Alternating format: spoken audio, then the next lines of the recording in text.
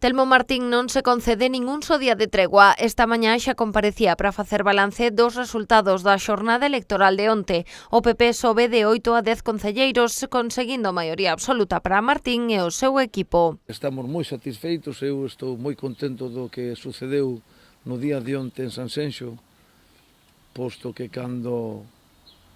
creo que cando traballas a xente sole darche a recompensa, sole darche o premio, é o que sucedeu. Deste xeito, os populares poderán gobernar sen Sal, que se converterá no seu socio de goberno despois de que Gonzalo Pita lle cedera a alcaldía a Telmo Martín hai 2 anos. Sanxenxo, a agrupación liberal, cae pasando de 4 edís a 1. Para o rexedor en funcións, a campaña que levou a cabo o Partido Popular foi clave nestes resultados. A frialdade é moi importante, a humildade moito máis.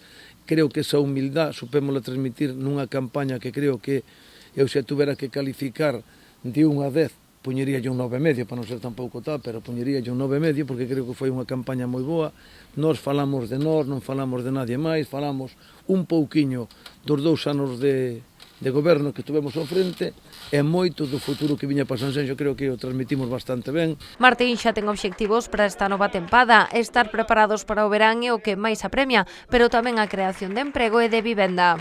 Facilitar as empresas que se poidan instalar aquí para que xeneren emprego, postos de traballo, e outra tamén buscar fórmulas a través da empresa Ínsula para que non teñan que ir buscar vivenda a outros sitios daqui limítrofes con nós, cando aquí temos o propio concello, ten moito chan, moito solo para poder facer vivendas.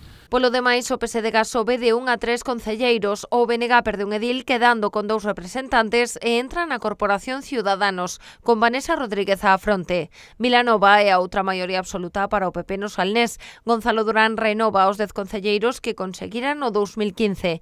Tampouco hai cambios no resto de formacións, manténdose o PSDG con 5 e BNG e Gañemos Vilanova cun edil cada unha.